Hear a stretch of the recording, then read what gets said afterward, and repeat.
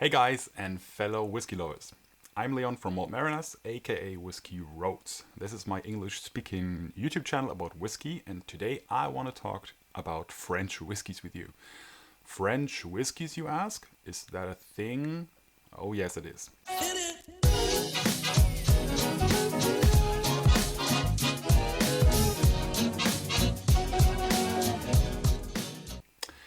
Just recently, I hosted an online whiskey tasting in Germany, and I presented only French whiskies in this tasting. It has been a passion project for quite a long time now, and I finally made it. I finally did the tasting. I've been traveling Europe quite a bit now with my van, surfing in France and Spain, and in between, obviously, visiting some whiskey distilleries. For all of you guys who are not based in Europe, that might be a very interesting video for you because you will get some insights what is happening in the European and more specifically in the French whiskey market. Before we start going through the tasting or going through the bottles I used in the tasting, I want to share just a couple of thoughts about European whiskey in general. When I talk about European whiskey, I mean non-Scotch and non-Irish whiskies, even though I know Ireland, the Republic of Ireland, is part of the European Union. But I always talk about mainland Europe when I talk about European whiskies. So European whiskies are in a bit of a special situation. There has been a big development in European whiskies in the last couple of years, especially in the last 10 years and 15 years. We have seen a big growth and in European whiskey markets, many different distilleries have been built. I think that European whiskey is suffering a bit from the same problem as young whiskey distilleries in Scotland. Therefore, if you're a young distillery, you need to release your whiskey at a young age. Therefore, it might be a bit rough, or might be a bit immature. And if you need to get back your investments because building up a distillery is very expensive. So most of the European whiskies will be quite young and will be quite expensive. And that obviously puts off quite a lot of people that like to drink single malt or Scotch whiskey or whiskey in general, because they ask, why should I pay double the price for a 3-year-old young whiskey from Europe when I can have a 12-year-old, a 15-year-old Scotch whiskey at the same price? That's a valid question. And obviously, I cannot answer this question in total today, but I just can say that there's a lot of interesting and exciting stuff out there within Scotland, without of Scotland, obviously. And before we go to the specific distilleries and the specific whiskies, I just want to share some thoughts why I personally think that France is one of the most exciting countries in Europe concerning whiskey. So the history between France and Scotland, especially in considering the whiskey history, is quite old. The Old Alliance is a military alliance that goes back hundreds and hundreds of years, and Scotland and France have been connected ever since. If you travel through Scotland, you will see on the number plate of the cars, you'll see Écosse, which is the French word for Scotland. So the Scottish, up until this day, show their affection and their connection to France via this sign, basically. If you're from Scotland, please share your thoughts about this in the comments below. I'm really curious what you think about this and if you feel the same way. Secondly, France has always been very interested in Scotch whiskey. Ever since there was a big plague, which killed off a lot of the wine stock in France, which led to a big need of a new spirit to drink, because France has always been very big in the spirits community and the wine community. They produce Calvados, they produce brandy, they produce cognac, they produce Armagnac. And obviously Armagnac and Cognac was hit by this plague, so they switched to Scotch whiskey. That was, I think, in the mid-19th century. So France was one of the first, together with Italy, one of the first countries in Europe that really took off or really boosted the Scotch whiskey industry. And yeah, they have been in love with Scotch ever since. The La Maison du Whisky in Paris is one of the biggest importers and one of the biggest houses for whiskey in Europe. And it's a very, very important address for whiskey if you're a whiskey lover. We'll come to that later. But now it's time to start going through France, and I'll take you on the road with my van, and we'll show you some whiskies and some pictures of the distilleries that I visited, and we'll talk about these single malts. They're all single malt whiskies today, and I will talk about these single malts with you, and yeah, see if I can interest you in trying a French whiskey at a certain point. So I'm just thinking about if I missed something about the more, yeah, and I think one of the other good reasons to try French whiskey is not only because of the French has a really good taste in drinks and food. They also have a really broad knowledge about distilling spirits and cask aging, because obviously, like I said, they have been distilling cognac for a very long time, probably as long as the Scottish people have been making whiskey, or even longer. And they have the same origin, so to speak, history-wise.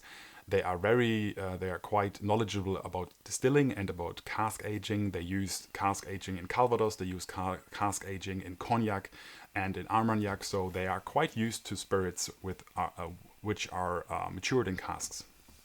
Okay, but now enough talk about French whiskey, why we should look at French whiskey. Now I want to actually show you some. I will not be drinking today. It's quite early in the morning. It's a nice Saturday here. It's rainy outside, so it's a really good time for me to have a nice chat with you guys. I have tried all these whiskeys before, so to me it's not a need to try them right now, but I can tell you something about it. I will take a sniff from the bottle and give you some impressions. So the first whiskey I want to talk about that I used in the tasting number 1 is Le Breuil single malt, and it's called, this version is Le Breuil Origine. My French is really still a bit rocky. I'm starting to learn a bit French, but it's not really very good. This is from Château du Breuil, and this is a distillery in Normandy, in the north of France. And this is actually a Calvados distillery. So I think this is a very, very interesting. It's not only a very beautiful bottle from the design. Just give me a second to let the camera look at this bottle. And this is not only like just another single malt made in Europe, but it is also, as well, a single malt that was distilled in a Calvados pot still. And I think this is really interesting because Calvados is made roughly the same way as single malt Scotch whiskey. It is double distilled in a copper pot still, as you can see on the back of the label. Now, if the camera will give us some clarity here, perfect. Some focus. It is matured. It is distilled from 100% Golden Promise, which is an older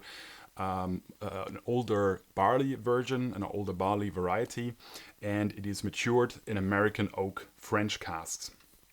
And it's in French and American oak casks. So two types of casks. It is 46% and is unchill filtered and non-colored.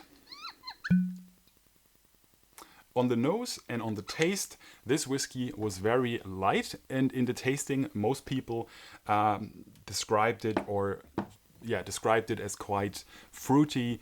On the nose, they had a lot of like apples, a bit of cinnamon, a bit of pears, maybe a bit of pear drops, or the skin of pears and apples. Little bit oak, a little bit of like sugar and like cake frosting, like all these flavors that are really, I would say, quite normal for a young whiskey made in a bourbon cask or matured in a bourbon cask. I feel this is the closest, if you would want to compare this is pretty close to a classic Irish whiskey. So if you're thinking about maybe, I don't know, Dingle is not really a good example because Dingle is a very small distillery as well, but if you ever tried a bourbon matured Tyrconnell maybe, or maybe the pot still whiskey, the Green Spot, for example, I think this is pretty close to that kind of style of whiskey. It's a very light and fruity whiskey, And personally, I think the price point of this whiskey is fairly interesting, because in Germany we only pay 40 euros for this whiskey. Wherever you're from, I always try to include some price tags from other countries. I checked in the US, you can buy this whiskey for $75, and in the UK you can buy this for 76 pounds, which is actually quite a bit of a price difference. So in the UK, you guys will almost pay double for this whiskey. So the good value for money ratio of this whiskey will be lost if you live in the UK.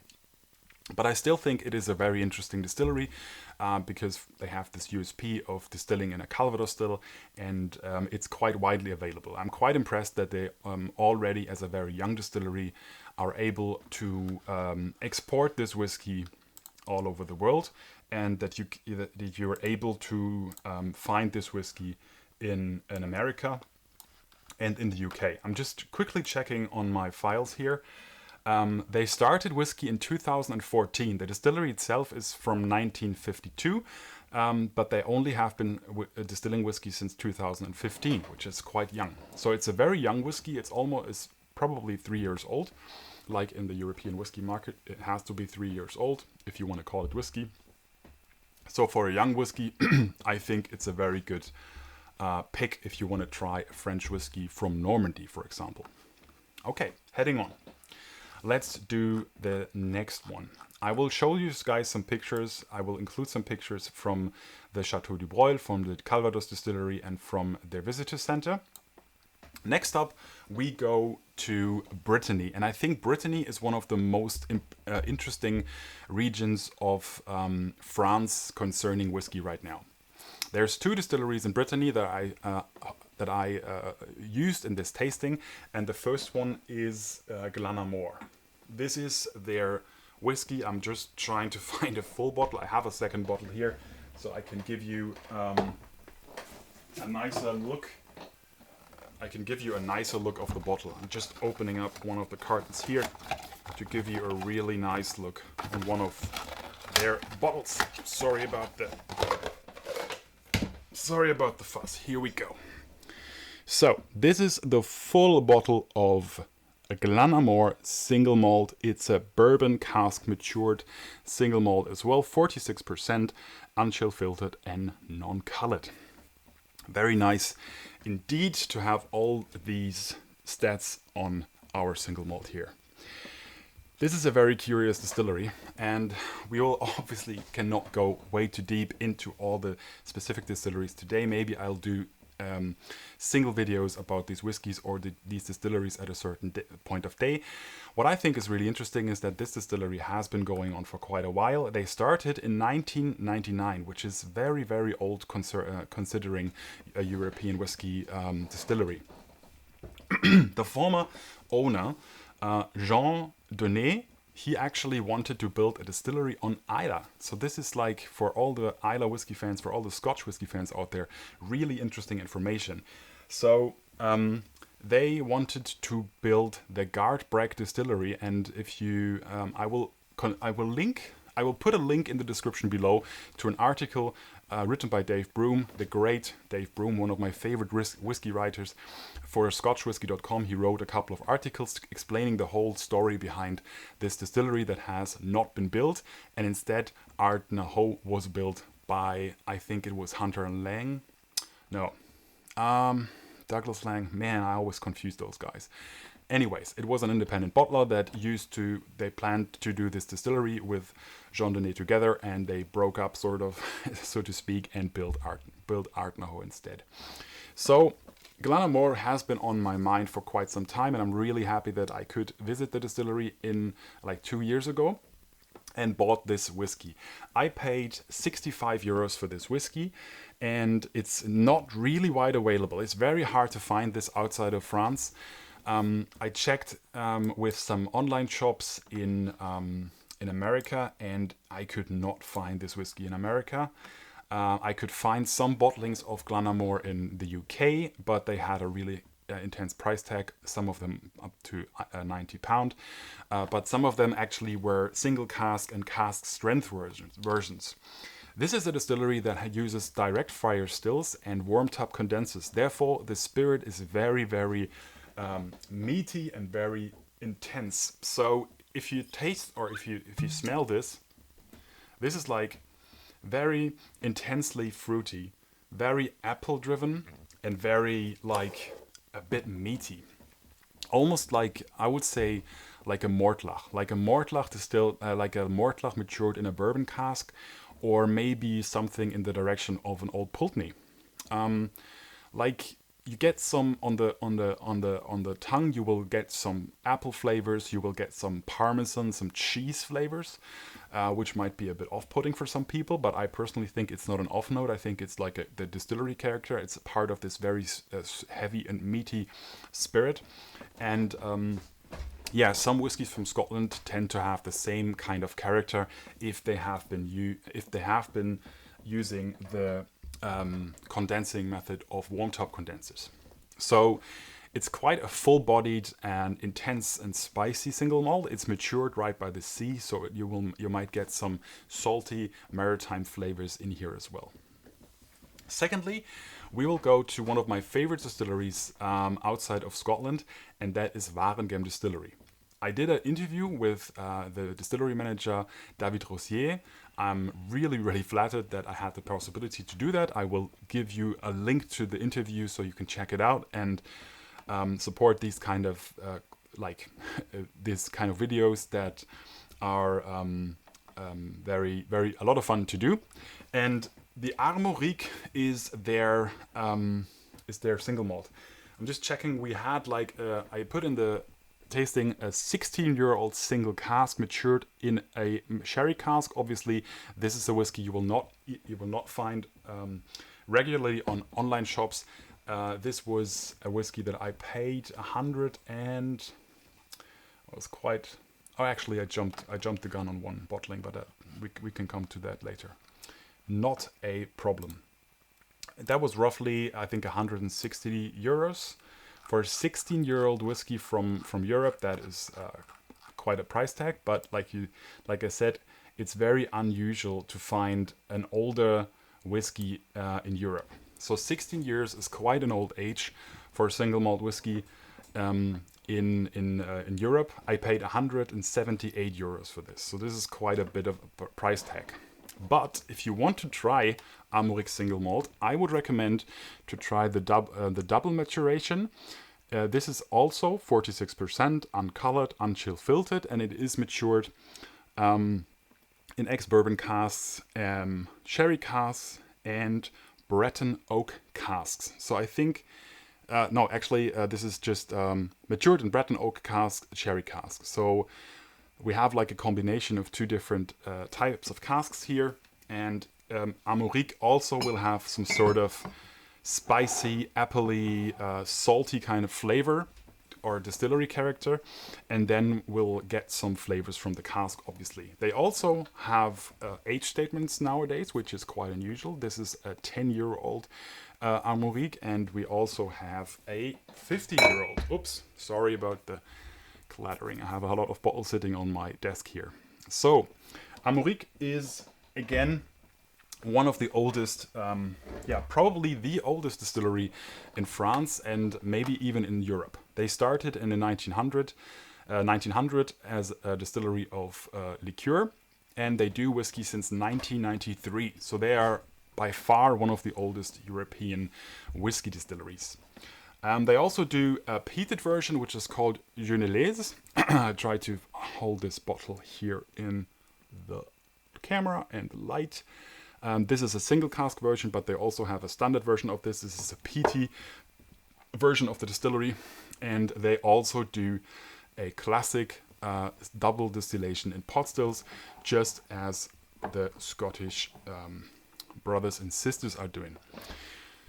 What I think is really interesting that Armorique and Waregem made it possible to give whiskey breton, Breton whiskey, a protected origin. So nowadays, if you have whiskey breton written on the label, this is a regional indication and a protected label. So you can only call it Whisky Breton if the whiskey was made and matured in Brittany to certain standards. I talk about this with David Rossier in the video, in the interview as well. Check it out if you're interested in that.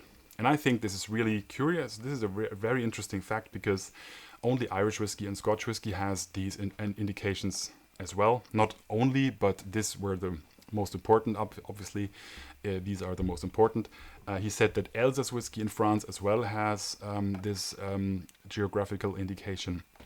If you have older versions, you can find older versions looking like this. I checked on some online shops in the US. You guys will still be able to find these older versions. I personally think that these bottles are beautiful in the design. I personally prefer these older versions as well. And I'm just checking my data to give you some infos on the price tag. You can, in the USA, you can buy the double matured and the sherry matured for $75. No, you can buy it for $60 and you can buy the 10-year-old for $75. I have not tried the 10-year-old. Maybe I'll do a video about that in the future. If you're in the UK, you can buy the 10-year-old for £55, or for between 40 and 50 pound you can buy the double matured and the sherry version as well. In Germany, we pay 35 to 40 euros for the standard versions of Armorique, which is a really, really good price tag. I personally think that this is a good reason as well to try Armorique, because it's sort of sticking out of the general problem that most European whiskies are very expensive at a very young age. And I think Armorique is doing a really good job to give you guys the opportunity to try a European and a French whiskey and a Breton whiskey at that point for a very fair price tag, at least if you're living in Germany and in the UK.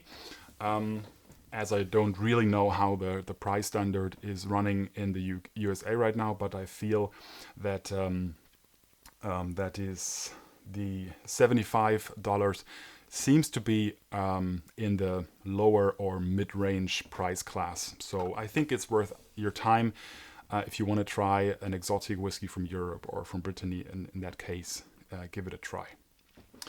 Right, so we go on to the other distillery that I missed out. Actually, the third whiskey in the tasting was Artesia. Artesia. That is a very classic, very, very young whiskey and a very young distillery. The distillery is called TOS, the other side, and it's part of a brewery in northern France. So I actually just drove by this distillery by accident and just saw they do whiskey. I stumbled in the visitor center and bought this bottle. It's the specific bottle you cannot buy probably because I think it was a distillery exclusive, but they do have standard bottlings, and I checked the online shops in the UK and the US. You can buy different versions of that in USA. I'm not sure if that's actually true. I don't think so. But £68 in the UK, you can buy the sherry bottling. And in Germany, you can only buy Artesia in the version française, the independent bottlings from Maison du Whisky. We'll come to that in a minute. The first time I tried this on my German YouTube channel, I didn't really like it that much, but it turned out to be a very big. It did a complete 180 in the tasting, and it ended up to be one of the favorite whiskies of the people in the tasting. It's quite an intense whiskey because it's a double maturation as well. The bourbon, it's a bourbon maturation, and it was finished in another deeply charred Fût Noir Char 3 level cask. So this was an intensely matured whiskey. It's 3 years and 5 months old. It also has some sort of fruity flavors and a bit of like a vegetable kind of cheesy flavor in the back. But on the palate, it was very intense and very sweet and very spicy. So a really interesting thing. Like I said, it very much changed. It's 46%. I don't know if it's chill filtered or colored, but I think it is not.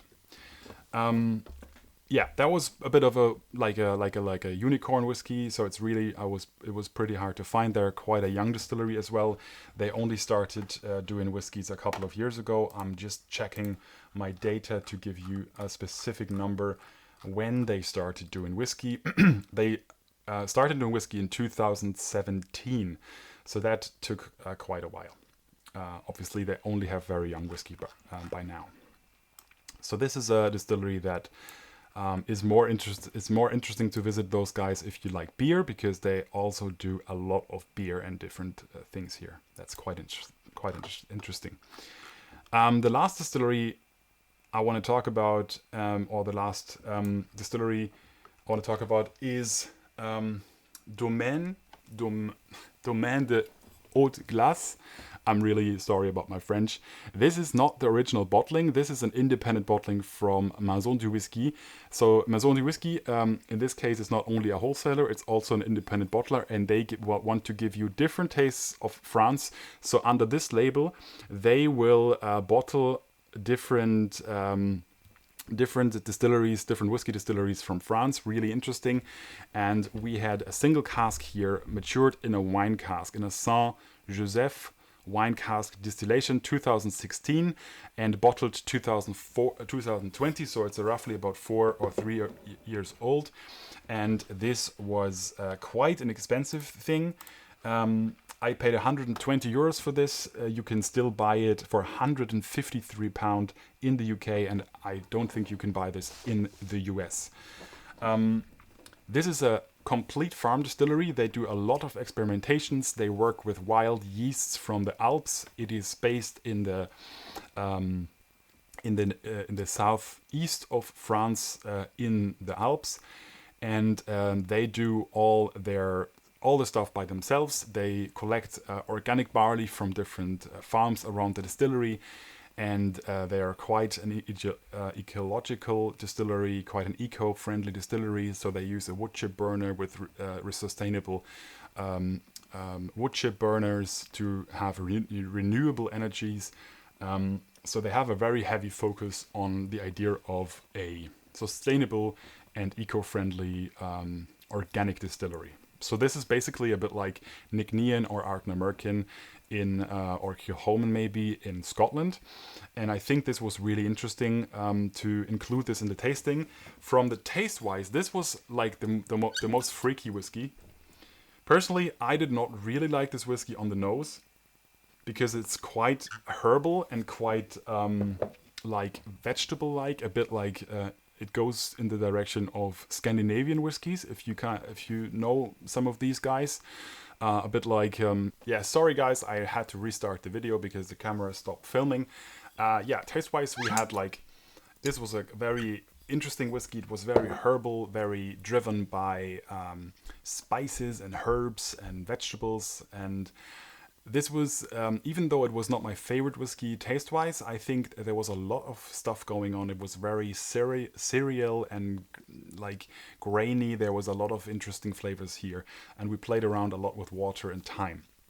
So this is like a bit of the freak. This was like sort of like the freak of the tasting, and I think it's always interesting to have at least one whiskey in a tasting that will give you some really new experience and something very interesting and extraordinary. The last whiskey we tasted was a single cask, again from the Glenamore distillery, and that was the Cornock, which is like the peated version of Glenamore, and that was quite a heavy, very spicy and peaty and maritime whiskey. I compared this quite a lot to the Campbelltown whiskies of Springbank and some of the peaty versions of Glen Scotia. This also you cannot really buy in the US, as far as I looked into that. You can buy some Cornock for 67 as the standard version. The standard version is called the Roh here. I'm not sure how to pronounce this. It's the Gaelic, the Breton Gaelic version. Interestingly enough, Brittany is one of the Gaelic and one of the Celtic tribes, like Scotland, Ireland, and other like Wales and Cornwall and so on. So they have a really good reason to distill whiskey. So yeah, if you want to try one of these guys, one of the peaty versions, Cornock I think is a really interesting whiskey. This is heavily peated, and it was also distilled in the Glenamore Distillery, which is the Celtic whiskey distilleries nowadays. I paid 119 euros for this, but it is a single cask matured in a PX and a Pedro Jimenez sherry cask. So that was quite an interesting experience. And that concludes my run through this tasting. So I really enjoyed this. I hope you guys enjoyed it too, and have had some interesting impressions and some new input about French and European whiskey. Let me know in the comments below if you want to talk about different countries as well. If I should do like a walk over through different countries that produce whiskey and give you my thoughts and maybe some recommendations about typical whiskies to buy from these countries. If we look at the French whiskey today, looking outside of the tasting, I would definitely recommend you guys from availability and price point, I would definitely recommend to buy the Armorique Double Maturation or the Armorique Sherry Cask Matured.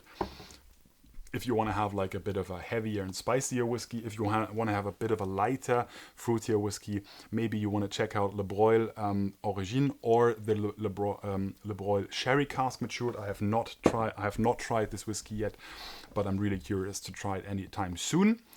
Obviously, there's a lot of other French distilleries out there, and I hope I will get the opportunity to try them in the near future. That was a very long and very intense video about French whiskey from me. I hope you guys enjoyed it. Like and subscribe the channel, obviously. If you liked this, that helps a lot. Comment the video and let me know if you have tried. Did you try any French whiskey in the past? What do you think about French whiskey so far? Have you heard about French whiskey? And what other whiskey countries would you be interested in? Yes, that's basically on my side. To my friends in the US, have you seen any French whiskies able to buy in the US? Are they distributed in the US? That's something I'm really curious about. And yeah, that's my part on French whiskey, and I'll see you down the road.